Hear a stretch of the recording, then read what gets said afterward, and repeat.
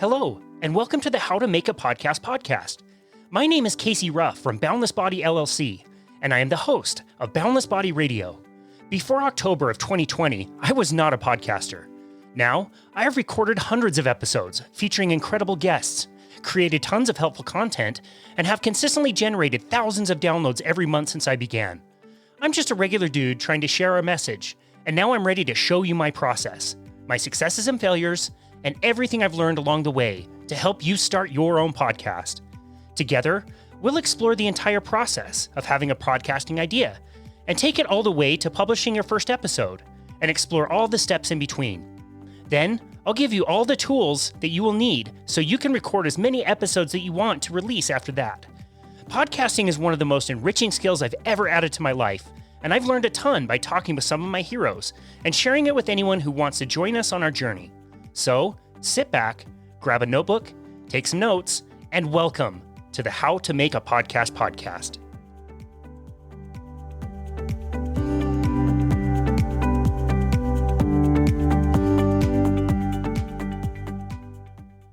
Hello. This is Casey Ruff, and welcome to episode 3 of season 2.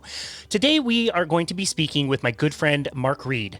Mark is the host of one of my favorite podcasts called Zen Sammich. Mark was hosted on our primary podcast, so just make sure you go back and check out Mark's amazing story on episode 35 of Boundless Body Radio. I was also fortunate enough to be featured as a guest on his show last year, so that's on episode 9 of Zen Sammich.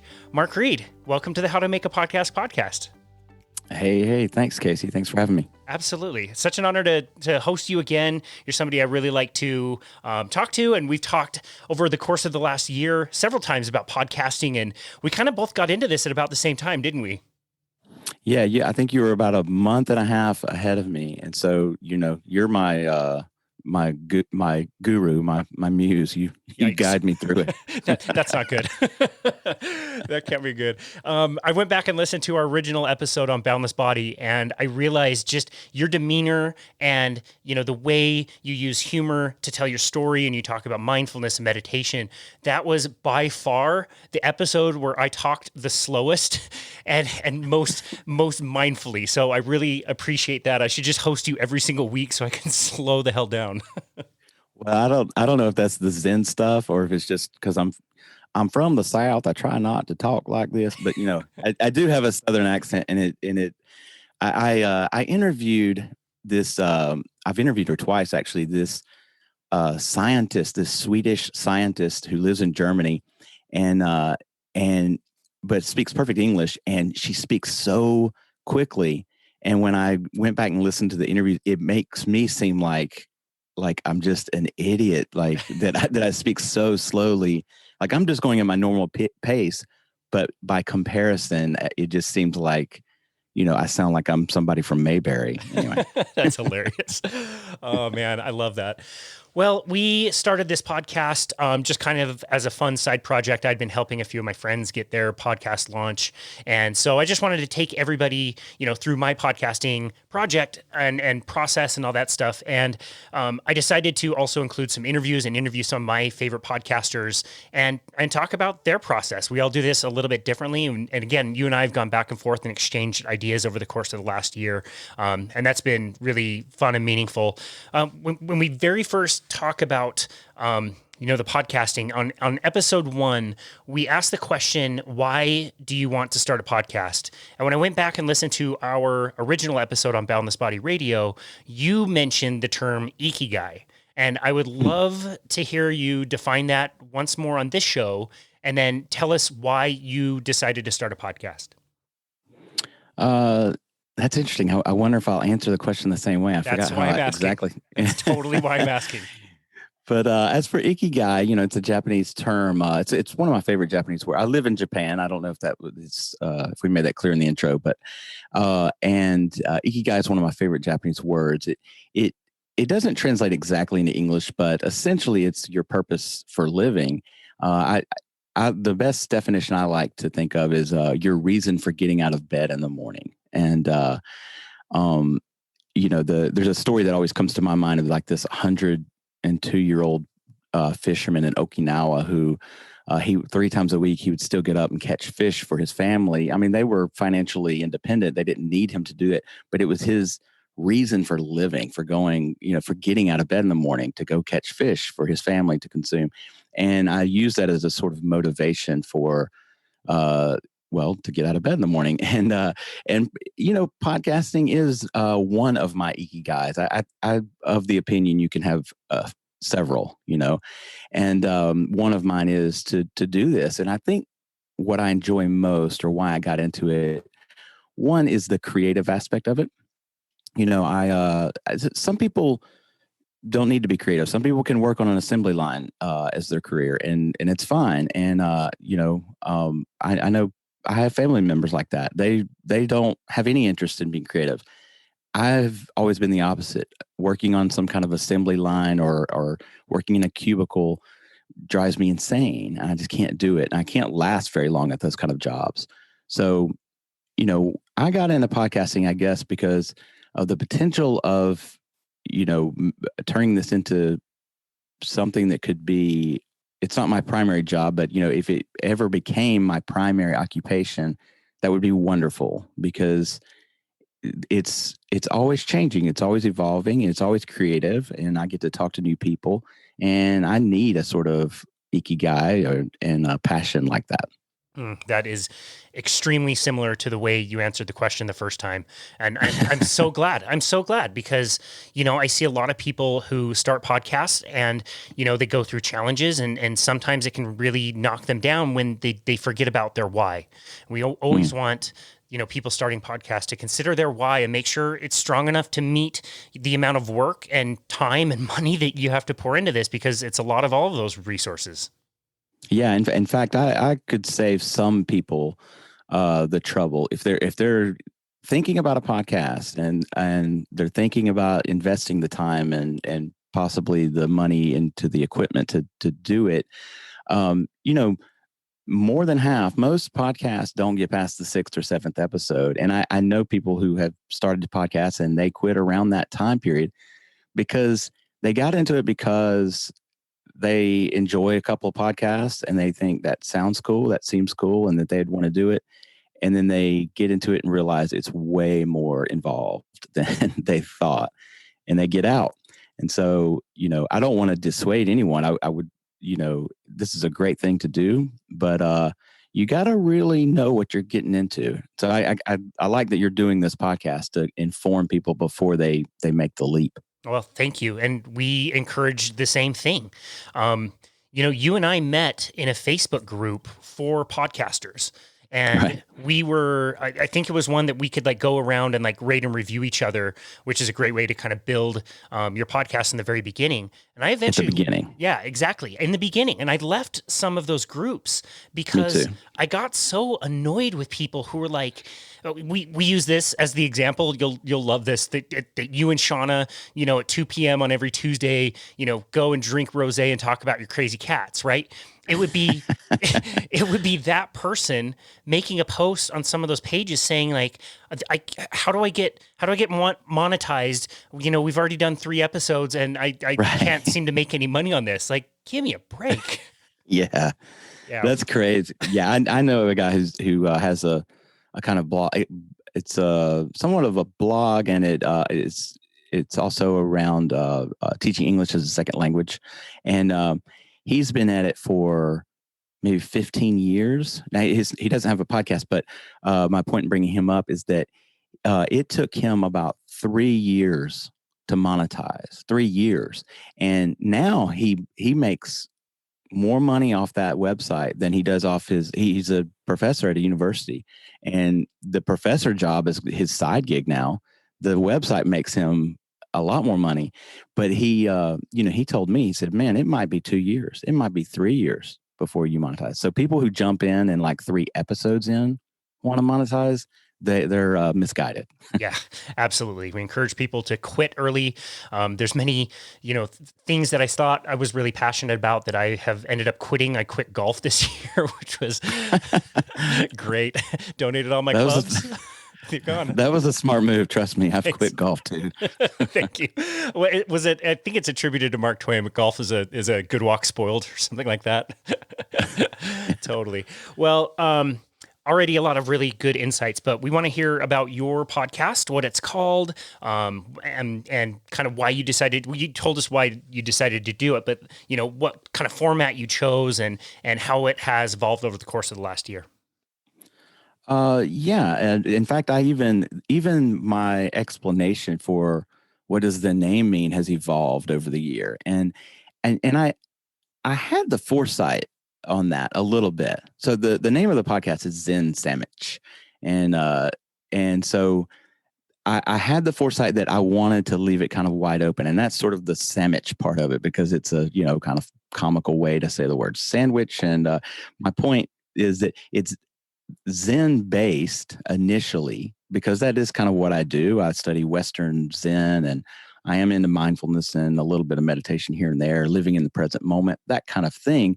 But I knew I didn't want to pigeonhole myself into just having a Zen podcast, then I would have just called it the Western Zen, Mark's Western Zen podcast or something. But I didn't want to just do that. So that's where the sandwich part comes in. I wanted to also indicate in a short title not to take all this stuff too seriously.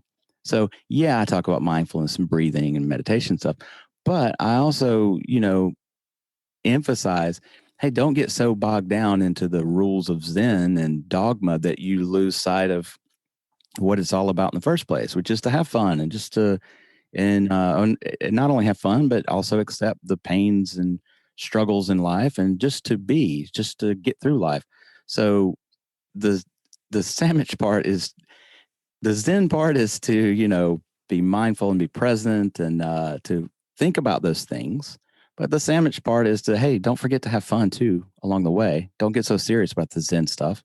Have a good laugh while you're at it. So and to get to the question of the format, so that allows me, I think, to cast the net pretty wide in terms of who I interview. I interview entrepreneurs, artists, musicians. I just interviewed Kaylee Mycroft, who was the first female quadriplegic to reach the summit of Mount Kilimanjaro. What an interesting, fascinating story. So good. So good. Yeah. So, as for the format, I do more interviews than solos these days, but I still do a solo. I'll do like a solo short form podcast, like 15 minutes. And those topics usually are a little more Zen-ish. And then the other half, or now maybe about 60% of my episodes are interviews, and I just want an interesting story, and usually I try to find out how that person deals with the struggles in life too, and we try to have a good laugh each episode. I mean, obviously you're doing it, so you prefer it, but do you find it difficult to do shorter solo episodes and longer interviews all in the same podcast, or has that been pretty easy to manage? It's been pretty easy to manage, honestly. I think what's tough to manage is getting the interviews down, because I do interview what I think are interesting people. I try to keep the interviews under 30 minutes, and because I'm not Joe Rogan. Joe Rogan can talk for 4 hours, but that's because he's talking to Robert Downey Jr. and for whatever reason we want to listen to Robert Downey Jr.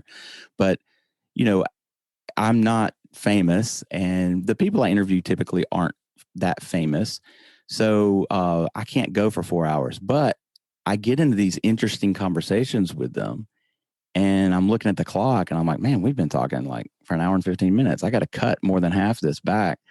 And that's the most difficult thing. But going back and forth between solos and interviews, no, I think that, and you know what? I don't notice a difference in my downloads. Like, in fact, some of my solos get more downloads than some of my interviews do. So it doesn't hurt me in terms of not viewership, listenership or whatever. Sure. Wow. Interesting. That's a really good answer. Related to that, I've got a 2-part one for you. And the first is how are you finding these people? Is it something that you're actively looking for a particular somebody, or is it more that you're just kind of open to anybody? And then the second is kind of more of the brass tacks. Like, how are you inviting your guests? But that's a great question. I get that one a lot. Like, how do I find these people? I do actively look for them. And I assume at some point we might talk about social media and how we use it. And most podcasters, I think, just think of social media as a marketing tool. And it is that, of course, but I use it almost equally to find who I'm going to interview. And, I got to dig deep sometimes. I got to get lost in the rabbit hole to find some of these people. But I've typically find them on social media. I find an interesting story that somehow has gotten overlooked. And then now I've been doing it long enough, a year. I've had some people come back to me and say, hey, I've got, like, the way I found Kaylee Mycroft was from earlier this year. I interviewed Jackie Thompson, who was one of the first female game wardens or game rangers in South Africa.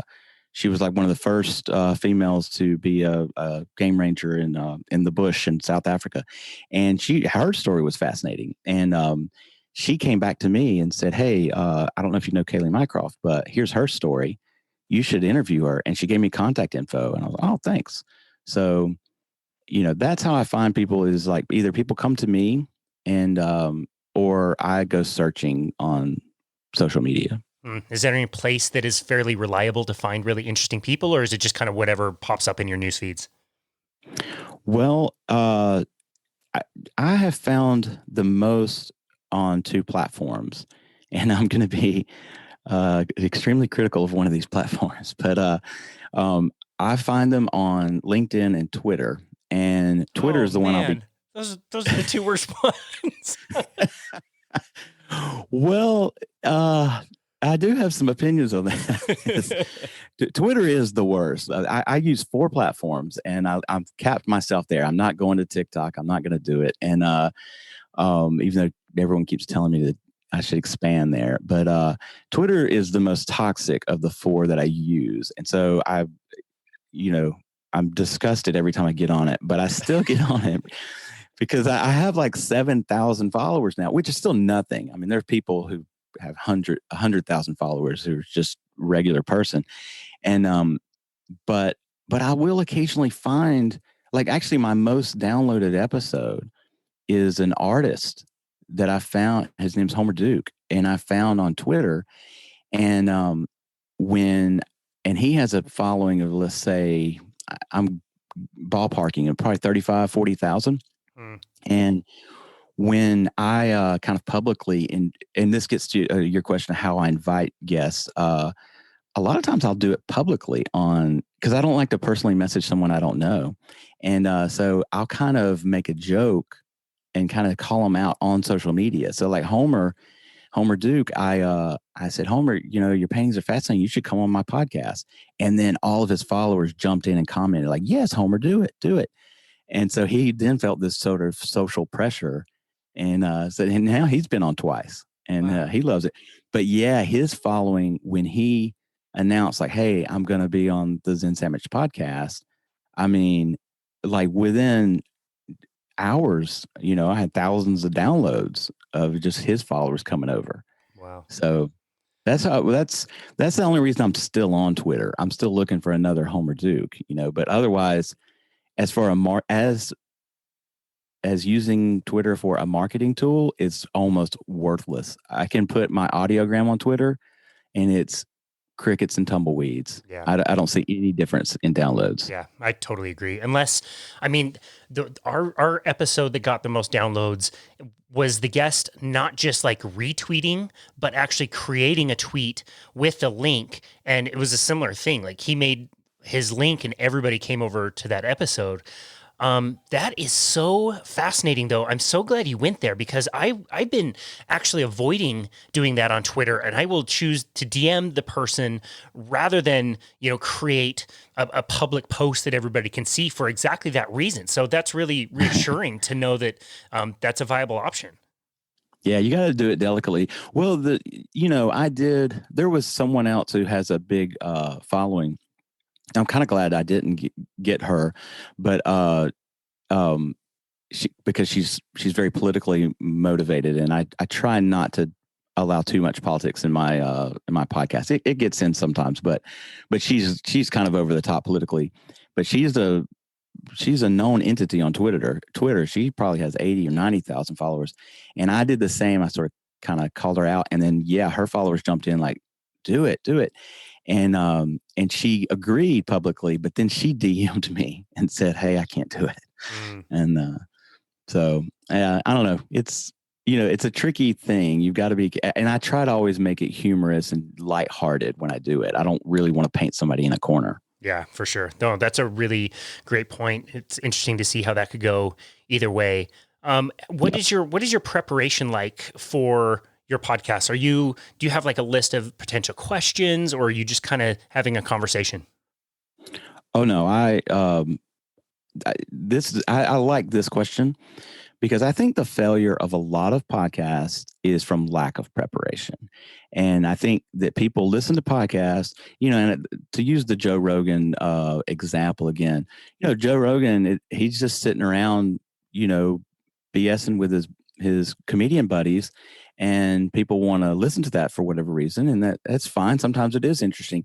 But if your name is just Joe Smith and you just want to sit around and BS with your buddy Kevin, nobody is going to want to listen to that.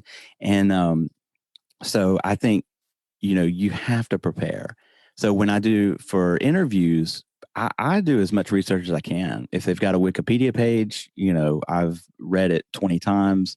If they've got a book, I ask them if they'll send me a PDF copy first so I can, go through it. I try to actually even dig. I'll tell you an inspiration. I don't want to go too far off on a tangent here, but you ever see the YouTube show Hot Ones? No. Oh, Hot Ones is great. Go check it out sometime. Great. He basically, this guy named Sean Evans, he interviews celebrities, and they eat chicken wings that get progressively spicier. Yeah, and the questions get more challenging as they get. And so by the time they're at like the 7th chicken wing, which is like excruciatingly painful, they're like trying to answer this question. But again, I won't go too far on the tangent, but he dives deep and he does thorough research. He's sort of my inspiration for interviewing people. So I try to come up with questions that they don't anticipate. But yeah, I don't ever just walk into an interview and just say, hey, we're just going to chat. I prep it. Now I allow it to go in any direction it goes, so if they start talking about something and I try to listen, I don't just sit there and go through my bullet point, checklist of questions. If they start talking about something and it's interesting, I'll ask follow-up questions and go in that direction. And there are plenty of times I do interviews where I didn't get to half the questions I had. Yeah, definitely. I mean, I'm sitting looking at, maybe 10 questions, a bunch of them were generic. Some I've added since starting this conversation of topics that I really want to cover with you. But I'm with you. I want to research my people up and down. I feel like it's a dishonor to the guest if you're not doing that. If you don't already know about a topic or that person's work, or you're not going out and really listening. We had a really interesting and kind of different series this summer where for 4 months, I invited a doctor to come onto my show to actually be a guest host. He was a really good guest. And so I told him, like, look, you're at Harvard. Like, it would be really cool if you just got to talk to whoever you wanted to talk to, and I could just sit back and record the whole thing and we'll release it. And it turned out really cool. And he had access to people that I wouldn't and could cover things that I couldn't. But I was just horrified when he introduced his very first guest and then said, oh, okay, so what do you want to talk about? Asking the guest.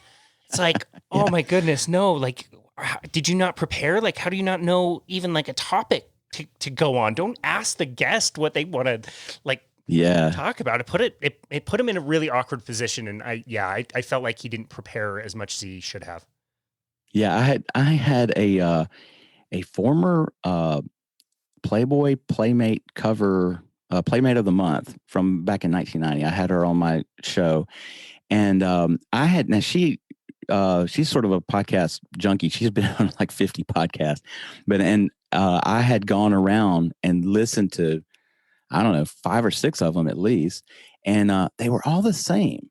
They were all like just basically regurgitating her resume, everything she had done since play, or everything she did to get to Playboy, and then everything she did after. Well, what I did, and how the interview I had with her was different. I just threw all of that into the intro. So like when I introduced her, I just went through everything she had ever done. Because because anyone can go look that up. They can just go see her Wikipedia page or whatever and just read that stuff. So I highlighted all that. And in fact, when I got finished with the intro, she was like, wow, she was like, what are we going to talk about? Because you just covered everything I've ever done.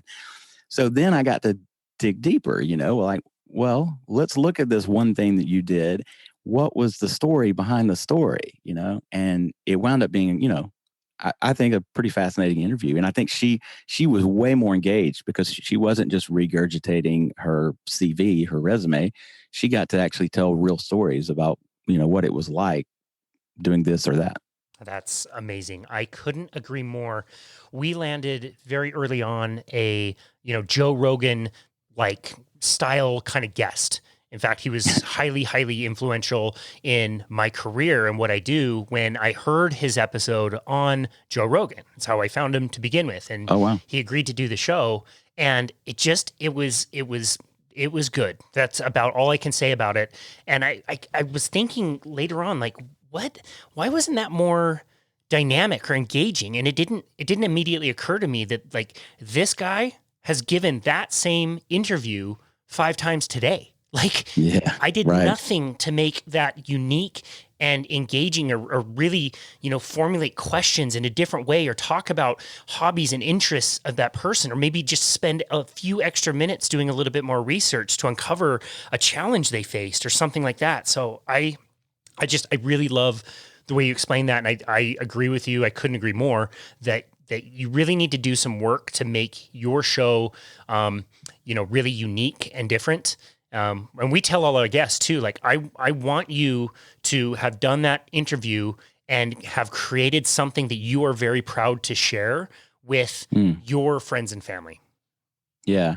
And I'll even add a little more to this, that when you don't look at that prep, anybody again that's wanting to start a podcast, or maybe you just started out, don't look at that prep as like, I gotta go, research this guy. Find the joy in that. Like I enjoy the process of like learning about this person and creating a new conversation topic that they haven't talked about before. And I don't know, enjoy the process is what I would, my 2 cents, my 2 yen on that.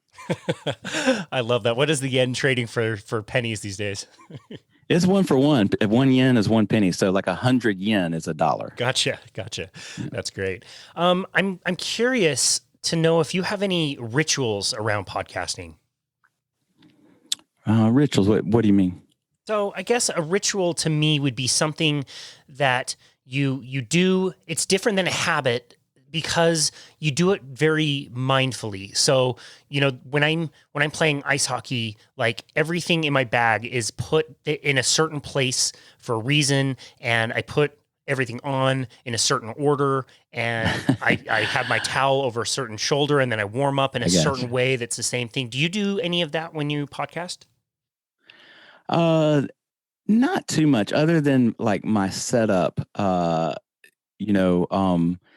I try to have it's sort of goofy, but I've got we're just doing an audio only one today, but and my podcast is primarily audio only. But I do record the video and I put it on YouTube later as a kind of bonus, or I have a Patreon page, so I'll put the video up sometimes just for my patrons. And so in the background, I have my wife and I make washi, which is traditional Japanese paper, and it can be used for a lot of different things. It can be used for letter writing, postcards.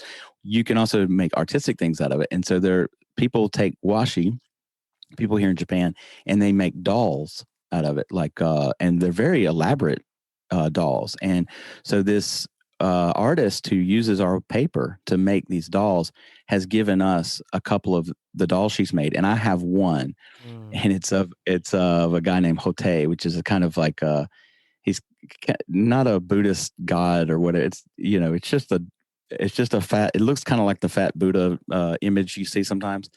And I'll have him in the background, like somewhere. You know, it's kind of like I don't know if you were a Seinfeld Of course, I was fan, but yeah, Seinfeld, like he sneaks a Superman in like almost every episode. You'll see Superman on the shelf, or he'll make a reference. You know, there's almost a Superman reference in every episode. So I've got Hote kind of hiding somewhere in the background. That's the only sort of ritual I think I have. That's great. I love that. Yeah, that was the first thing my mind went to. That's hilarious. I do want to talk to you about your sound quality, which, I mean, if you're listening to this, you can tell already this is top-notch sound quality that you're coming at us with. Can you tell us what components are the most important for sound quality for you? Well, the mic is like the one thing that it's not the one thing, because I've definitely done the research on that. Let me approach the question this way. When you start out, you know, you can't do enough research. You know, I didn't know anything, Casey, when I started out. I really thought that a podcast was, hey, I'll just pop open my laptop and just record over the laptop mic and camera and post on YouTube, and bam, I got a podcast. And I guess technically that might be the case, but I just don't think you're going to go very far if that's all you do. And so, you know, I did a lot of research on YouTube, looked at the different microphones that were available. I use one called a Samson Samson Q2U, and you know, you get the most bang for your buck on that one. It's not the highest, it's not the most expensive mic out there, but it's a pretty good quality mic. And yeah, I don't know. Is that your question? Yeah, totally. No, I mean, you sound great coming in. And so I just wondered if there was a piece of equipment or, you know, an essential piece of software that, well, that you go to. Well, when I do my podcast, when I record them, I then see, this is another learning component when you start doing podcasts. And again, how you can't just open up your laptop and just throw a video on YouTube and expect the quality to be good. I use Audacity for my sound editing. I use another program called Shotcut for my video editing. And those are both free. They're open source. You know, they're available to anyone, and they're pretty good quality editors. But you got to learn how to use them.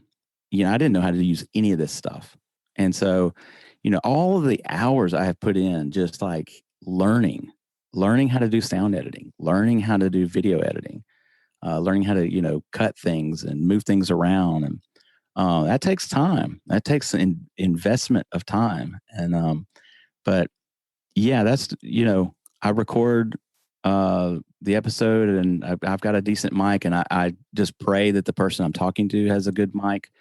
And then usually I do some editing in Audacity before I put it online. I'm so glad you brought that up. That is something that I have been poo-pooing a little bit in the original episodes. And that's where I had to take a financial penalty, because the learning curve for me on Audacity was so steep that I wasn't willing to put in the time. And now I have to spend, you know, it's almost $30 a month for a separate piece of software that makes things really easy for me and kind of auto processes everything. Right. And also my podcast mixer was pretty expensive, but there's mixing things that I do on the fly while I have it. And so, yeah, could you talk a little bit about, like, you say hours on Audacity. That's sure what I felt like I spent learning Audacity. Was there a resource that really helped you understand how to use that? YouTube. Honestly, like you can just type in, there's so much on YouTube now. YouTube is almost like, I consider it a search engine like Google. You know, I'll go onto YouTube and I'll say, okay, you know, how to cut out background noise on Audacity. And then there will be like 5 videos. It doesn't mean all those videos are great. You know, you might get someone who doesn't explain it very well or whatever, but, you know, you had to shop around. But then you'll usually find someone who will explain exactly what you're looking for, and the other thing, I guess, yeah, it is overwhelming when you first download these. First, I didn't even know to go to Audacity. The first step I had to take, again, for anyone that's starting out and not knowing where to go, step one was going on YouTube, like, what sound editing software is good, Yeah. what, and I had to watch probably an hour's worth of people comparing different sound editors before I even picked one. And then I pick Audacity, and then it's overwhelming. I'm like, I don't know what any of these buttons do, man. What is this? And so, then you go on and you go to YouTube and you say, okay, Audacity intro tutorial. And then you find, somebody that for 30 minutes explains to you, here's the basics. And that's the other last thing I would say about this is that, when it is overwhelming, I didn't know how to do video editing either. And when I got Shotcut, and I'm like, man, what is this? I got to learn this too. Don't try to master the thing right out of the gate. Just get the basics, So like, download Audacity and learn how to normalize and compress. Just learn those two things.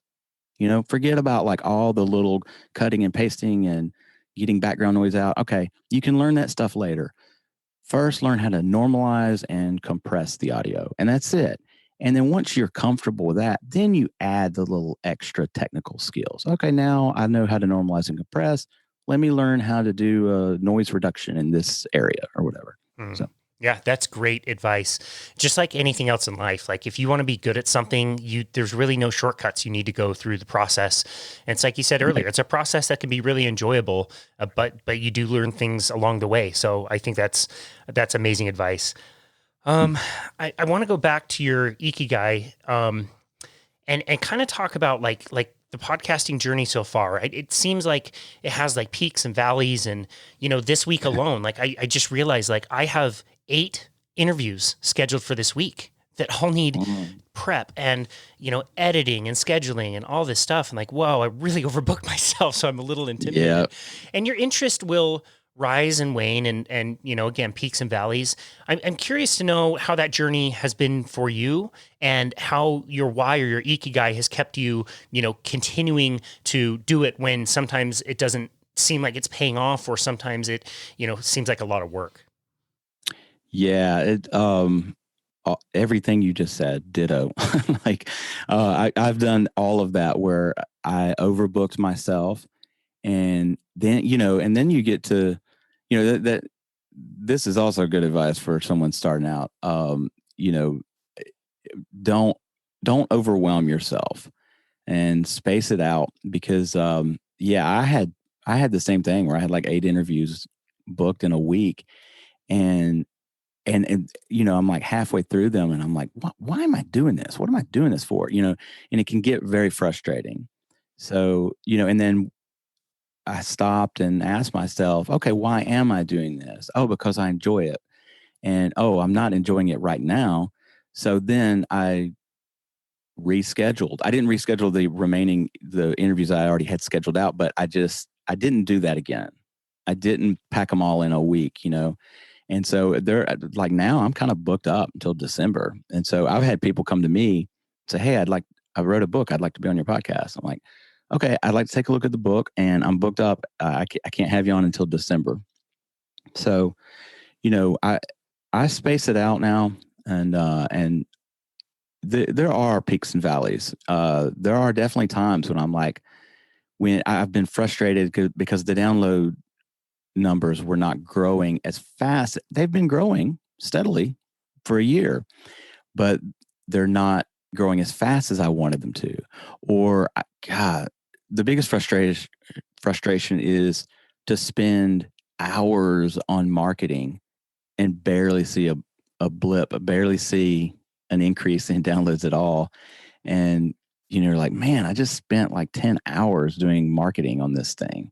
And so each time I face one of those situations, I step back, I step away from the whole project, and I say, okay, this is starting to feel like a burden instead of something that you enjoy.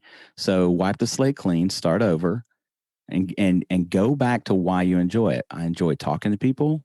I enjoy creating the solo episodes where, with the things I script out, they're as helpful to me as I'm trying to be for anyone who is listening to it. And I go back to the origin, the original ikigai. Why am I doing this? Because I enjoy it. I enjoy listening to someone's story. I enjoy talking to people, and I enjoy creating things. So when I get bogged down with marketing or I get overwhelmed with being overbooked, I just wipe the slate clean. I step back to the beginning and, okay, why am I doing this? And then I sort of start over and over again. I love that. I love that. Downloads, you and I have talked about this a ton offline over the last year. Like, downloads are, they're important, and it's an important metric, but it's really amazing how quickly we can get sucked into that and think, place all the value of our show on downloads, when really, like, I started the podcast to have something that I could give to somebody that maybe they could have benefit in their life. If a client wanted to know about, walking form, well, great. Well, I have a conversation about that. Or what about, diet things? Well, great. I've got an episode about that. I've got, mindfulness and meditation and yoga. Like, those have all been created, and now they're, little, it's like VHSs that I can lend out right to people. And if I get too sucked into the downloads, it becomes really easy for me to, get frustrated and get upset without remembering, like, wait a second, why did I start this? I started this because I wanted to help people in a format that helped me so much, and that's enough. You know what I mean? Yeah. And I look at it too, that, I'm also creating a sort of backlog of, like, when people do find me later on, if they like what I'm doing. And, I'm not going to be for everybody. But if somebody finds me and, like, hey, I really like this podcast. Well, now I've got 62 episodes. I can go back and go binge. I've had somebody come to me and said, dude, I have been binging on Zen Sammich all weekend. Like, they found me later on, and they just went back to the beginning and just started just listening to them back to back. Yeah. I mean, so, we've built a sort of, catalog of episodes that way. Yeah, that's what I did. I mean, you were maybe 8 or 9 episodes into starting yours, and I found yours, gave you a rating and review. I'm like, wow, this is really good. And I've listened to all of them. They're great. It's awesome. Oh, man. Well, this has been a really practical and useful conversation. I'm wondering if you have any other advice that you would like to give somebody who is thinking about starting a podcast. I have tons, but I was sitting here making notes while we were talking, and I think I mean, really, there's so many different things that I could advise someone or give some advice on. But I think when you do the marketing, because marketing is a necessary evil. I don't enjoy marketing as much. I enjoy doing the podcast. I don't enjoy selling it. And but you got to, if you want to, because you can have the best podcast in the world, but if you don't let people know about it, then nobody's going to find it, because there's 4 million podcasts out there. And so you got to do the marketing part. And so my advice on the marketing part that I have found over the last year is engage with your audience. So if you're using social media platforms like Facebook, LinkedIn, Twitter, Instagram, don't just promote your show. I mean, you've got to do that. You got to let people know you have a show, but, put other stuff out there too. That's not just, you're not just constantly trying to sell a used car. You're also, like, show that you're a human being. And when people comment on the other stuff you put out there, reply to their comment, engage. When you become friends with people, you establish a trust, or they trust you, then they're going to be interested in your podcast. But if all you do is if you're just selling, if you're just like, listen to my podcast, hey, check out my podcast, check out my latest episode, it turns people off, and they won't do it. I mean, think about how, you feel if somebody's trying to constantly sell you something. But if you get to know someone through social media, and you're like, hey, this guy's kind of funny. You know what? I should check out his podcast. Like, I get more new listeners by engaging with them in a realistic, practical, down to earth, friendly way than I ever do by just selling it through an audiogram on social media. That is wonderful, wonderful advice, and something that I'm way, way too guilty of most of the time. And that's something to be very mindful of. I love that. Mark Reid, where can people go to find you and your podcast, and remind us the name of it, and what platforms you're on? It should be everywhere. Anywhere that you listen, you get your podcast. The three big ones are Spotify, Apple, and Google Podcasts. So you literally can just go in and type Zen Sammich, and that's Sammich, and it'll pop up. Good Pods, any of the Stitcher, any of the podcasting platforms, but any of the big three, just type in Zen Sammich and I'll be there. That's great. We will link to all of that in the notes. And thank you so much, Mark Reid, for another wonderful and engaging conversation. We really appreciate you and your time today. I appreciate you for having me. Thanks, Casey. Absolutely.